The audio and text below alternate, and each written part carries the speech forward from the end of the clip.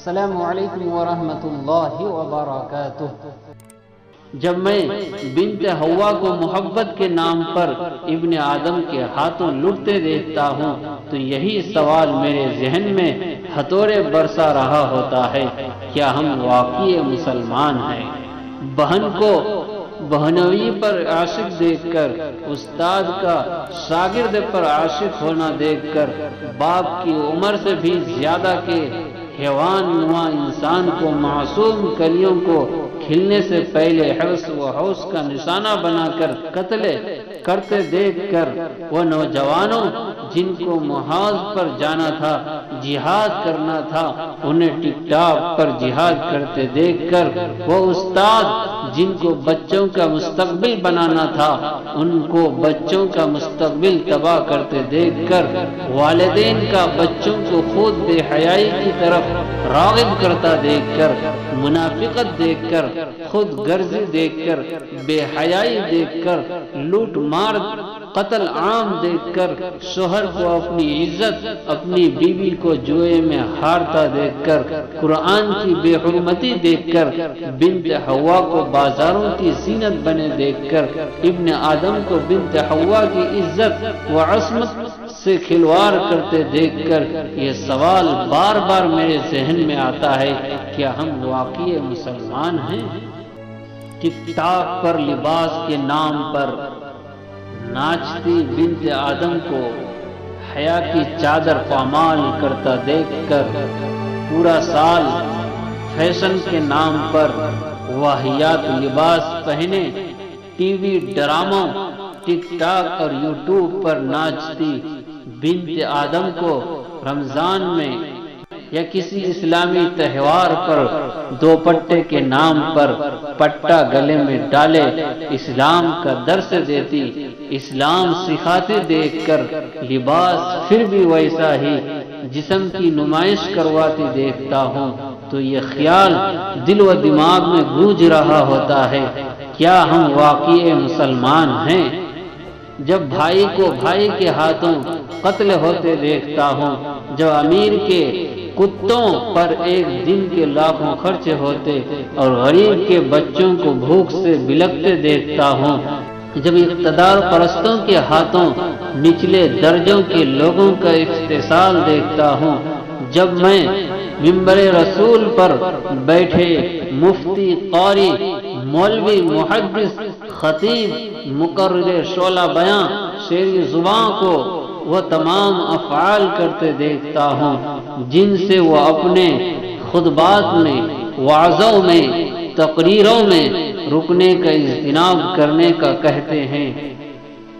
تو سوچنے پر مجبور ہو جاتا ہوں، کیا ہم واقعی مسلمان ہیں؟ جب رشتوں کو پامال دیکھتا ہوں، نفرتوں، عداوتوں کا عروج دیکھتا ہوں، محبتوں، عنایتوں، اخلاقی قدردانوں کا انحطاط دیکھتا ہوں، میں جب اسلامی ملک میں جو لا الہ الا اللہ کے نام پر قائم ہوا بیٹی کو باپ کے ہاتھوں، بھائی کے ہاتھوں لٹتے سنتا ہوں تو کانپ کر رہ جاتا ہوں اور بے ساختہ سوچنے پر مجبور ہو جاتا ہوں، کیا ہم واقعی مسلمان ہیں؟ کبھی اس کو نظر انداز مت کرنا جو تمہاری فکر کرتا ہو۔ زندگی میں ایسے لوگ بہت قیمتی اور کم ہوتے ہیں جو اپنی تمام تر مصروفیات کو پورا کرتے ہوئے تمہیں بھی قدم قدم پر یاد رکھتے ہیں اور تمہارے اچھے برے معاملات کے لیے فکر مند رہ کر ساتھ دیتے ہیں۔ اصل میں یہی تمہارے خیر خواہ ہوتے ہیں جو اپنی نجی زندگی میں تمہارے لیے بھی وقت نکال لیتے ہیں۔ اگر ایسا کوئی انسان تمہاری زندگی میں شامل ہو جائے تو اسے رد مت کرنا، کیونکہ اللہ کی طرف سے وہ قیمتی تحفہ ہوتا ہے، پھر چاہے وہ شوہر ہو، بھائی ہو یا باپ ہو، اس میں تمہارا کوئی ظاہری حسن اور باطنی خوبیوں کا کمال نہیں ہوتا۔ پس پھر ایسوں پر اپنی انا اور تکبر و گھمنڈ کو مت آزمانا، بلکہ رشتوں کی بقا کے لیے خود بھی جھکنا اور ساتھ چلنا ضروری ہوتا ہے، تبھی زندگی کامیاب ہوتی ہے۔ اگر جنت کی طلب ہے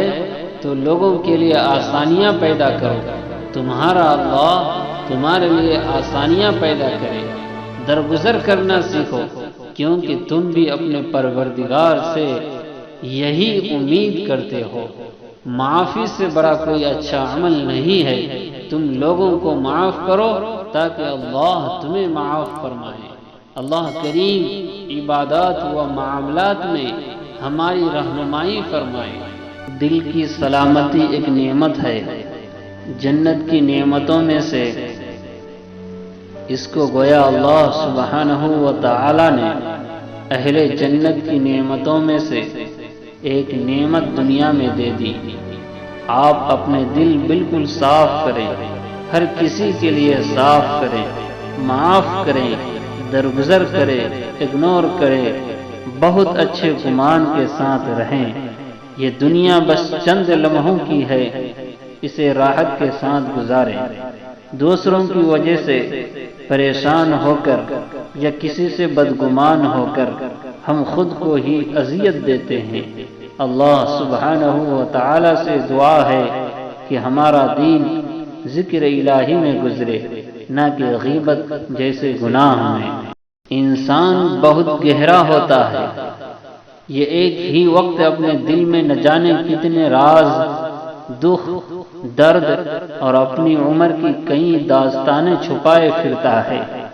بلند کہکہوں میں، آنکھوں کے کناروں میں چھپی نمی کو بہت مہارت سے اندر پیتا ہے۔ ہر لمحہ بدلتے موسم کی زد میں آ کر کئی رنگ بدلتا ہے، اور اداس آنکھوں میں